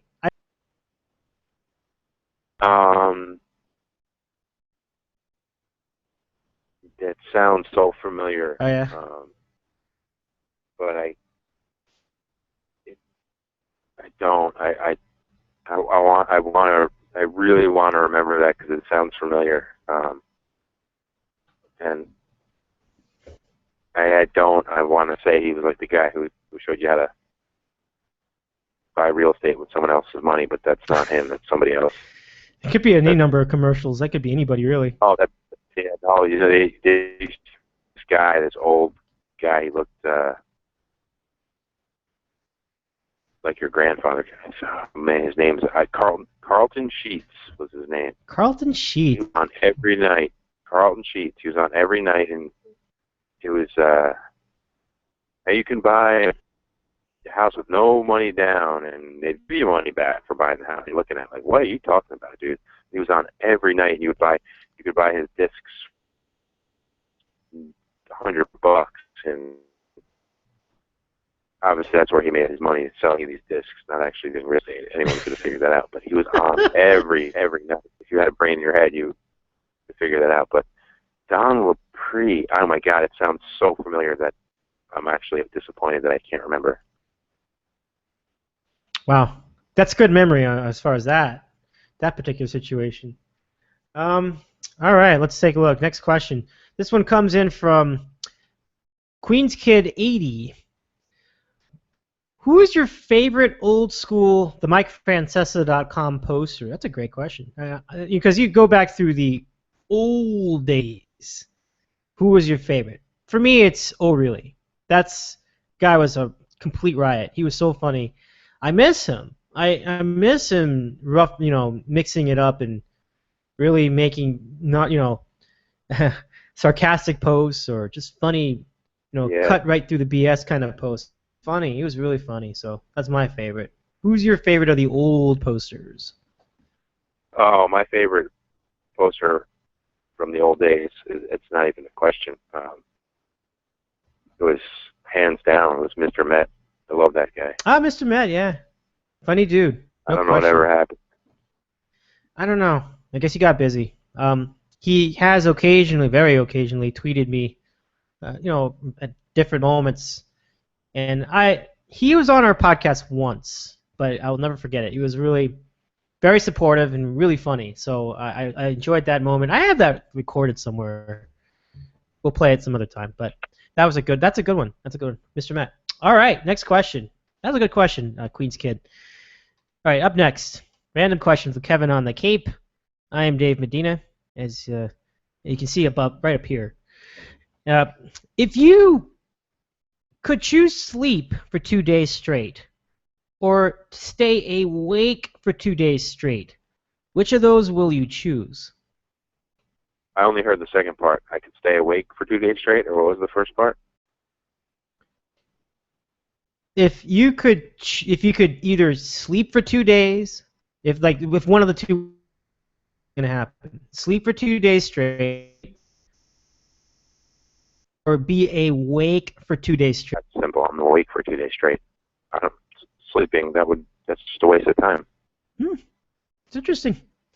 I'm taking a different approach. I want to sleep for 2 days. I struggle with sleep. I figure let's get a lot of it in.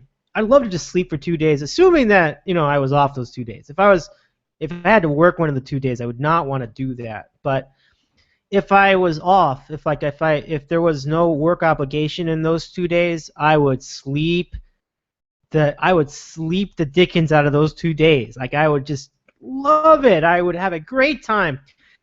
I slept through 1 day once. It was when I came back from my first trip to New York City, 2008, Santa Barbara. I was so tired. It's a long story why I was that tired. I'll explain another time. But I was really tired.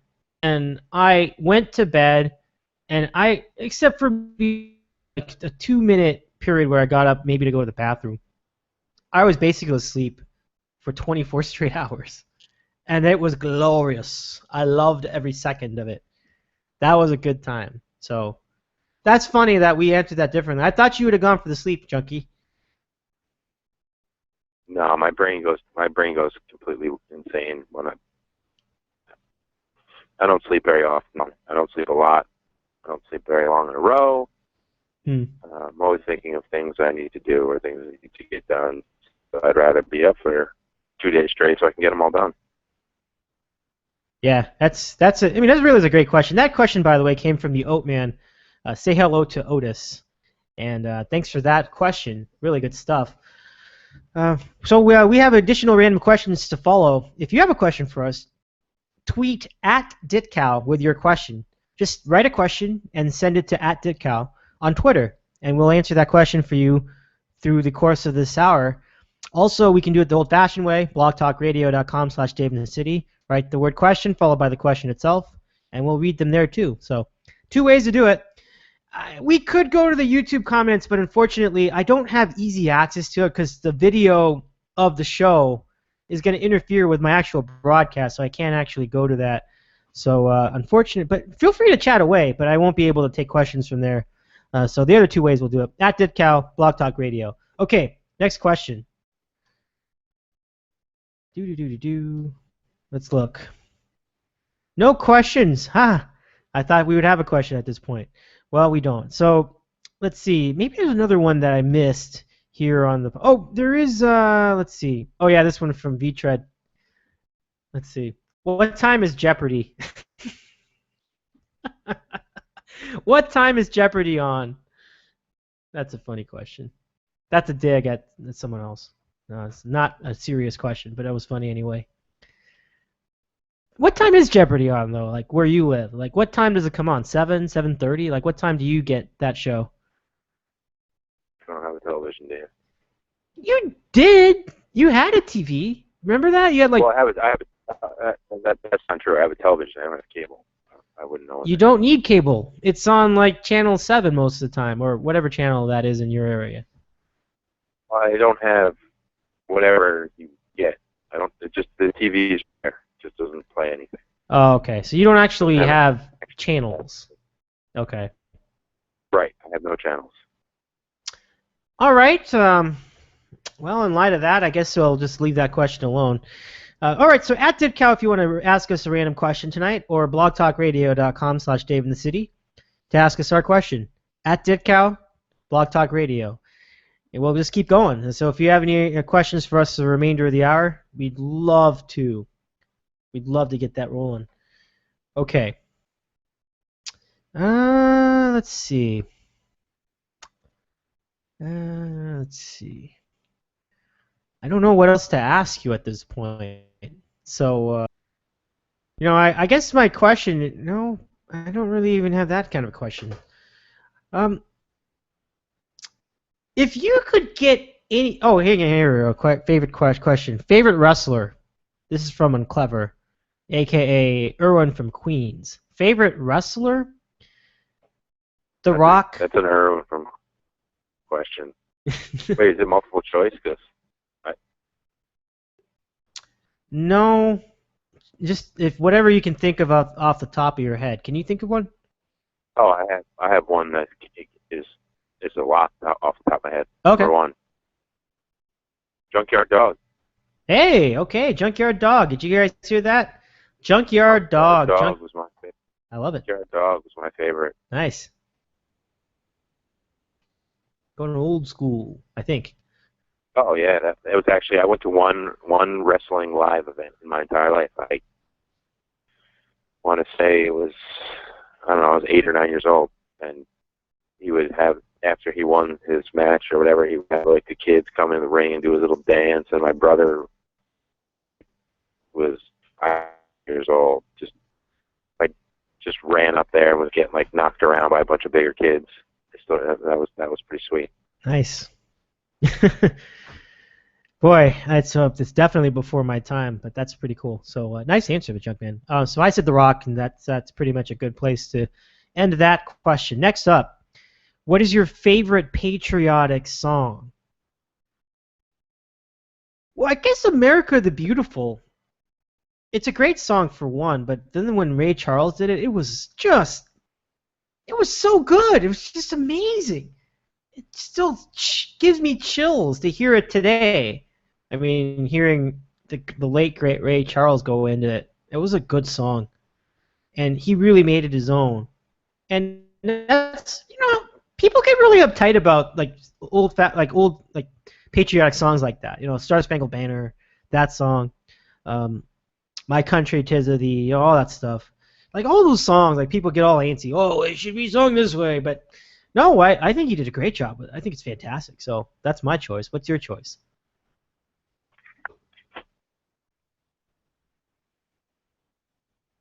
Interesting choice. Well, you said interesting. So when people say interesting, it doesn't imply good all the time. So I'm good. No, well, yeah, that's fine. People. Okay. All right. So you don't agree? It's okay. No, it's all right. I'm not upset. That's why we have opinions. I mean, we're not always going to be on the same page. I'd like to hear your response then. Fortunate Son, Creedence Clearwater. That's not patriotic. That's like anti-patriotic. Sure. That's like. Exactly. Oh wow, that's such a junky response. So. I ain't no senator's son. Yeah, I mean it's a good song, but I'm just saying I love how the first two bars everybody it's so patriotic, and Randle used the commercial dude, that's the complete opposite of what he was trying to do with that song. It's just it's so funny. But I heard, by the way, that was a really? I didn't. Do you remember anything to that effect?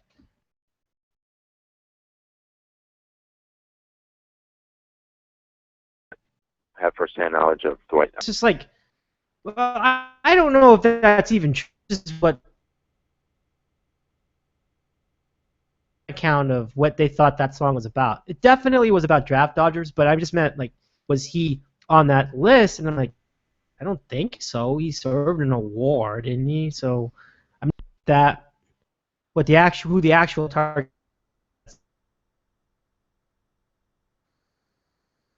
I think there's definitely a general target, but I mean, yeah, I guess it is in its own way patriotic. It's rebellious. That is true, and that would be the American spirit. So, okay, I like it. That's a provocative answer, Junkie. I like it. Okay, next question. That's really good. Okay. This is an interesting question because I wouldn't have a huge response to this because I just don't know the subject well. Who's your favorite wrestling diva of all time? And the best I could come up with Kelly, but that's just because I know the name. I really don't know the answer. I have no idea. So, Junkie, what would you say is your answer to that question? Complicated. Just what's your definition of a diva? Because I think guys can be divas. Yeah, no, I'm pretty sure they mean WWE divas, so models or not models per se, but women who also wrestle, but they kind of show off too. It's sort of something more like the wrestling, but they're obviously very, very gorgeous.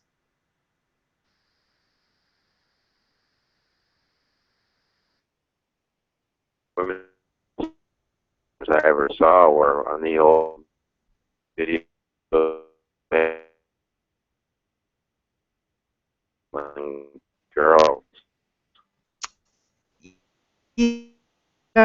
Not quite what we were. Ones are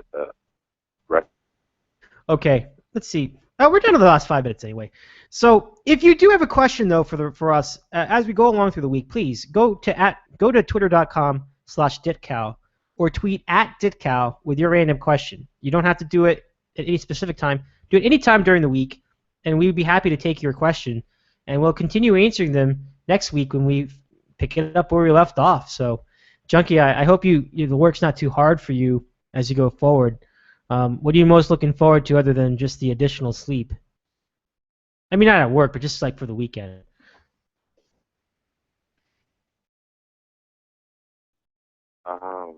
No, it's unfortunately it's sad to say it's all work all the time right now. Oh, gee. This is it. This is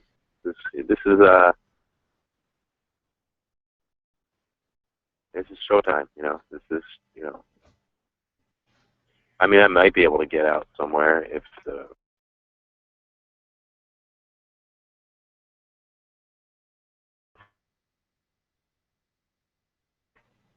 some bad weather coming Friday night. So it's just work all the time this week. All right. Well, with that, which isn't to say woe is me or that's the end of the world. I like it. It's fun. I'm good at it. We have a lot of fun people who come to the store and talk. It's certainly don't cry for me time. I'm going to have fun at work. It's just it will be work, but I will have moments of fun while I'm there. Absolutely. I dig it. I mean, it's the problem you want to have, too, because it means you guys are getting business. So that's ultimately the best part about it. So, well, I hope the work is enjoyable anyway. That's all the time we've got. Junkie, I really appreciate your time. Thank you very much for coming on and being a part of it tonight. And I hope you enjoyed this debut video podcast, too. I don't think all of it is gonna be saved, but pretty much like 90% of it will be there. So we're sorry about the technical mishaps we did have tonight. It was momentary, but I think we should be back up to speed now. Next week will be better. We'll have better equipment and we should have a more stable. I will say what I found interesting watching your video on YouTube. They have suggested videos on the right-hand side. Yeah. It's all Dodger stuff. So they pretty much nailed it. Nice. That is nice. I like that. Click on the Dodgers 4-run comeback in the 9th on some random stupid game. It was pretty funny how there was all Dodgers suggested videos. That feed knows me. That's great. Dodgers didn't win today. Brian Wilson effed it up, but it's okay. They're doing pretty well overall. They lost the series, okay, but that's the first lost series in like 3 weeks, so I like it. And on that beautiful note, I say goodbye. Junkie, it's been fun. Let's do it again next week. Thanks for joining us. You got it, brother. I'll see you next week. All right, bud. That's Kevin on the Cape, and that's our show. Really great having you all here. Thanks to everybody who joined us tonight. Thanks to the Oat Man. Say hello to Otis. Thanks to Irwin in Queens. Thanks to everybody who tuned in and tweeted us questions and asked them here on DitCal. I'm Dave Medina. It's been a lot of fun. Have a wonderful rest of your week.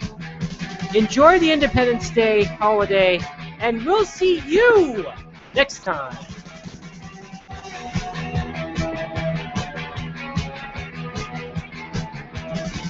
So you wanna believe everything that you read and you think and you make and you dream.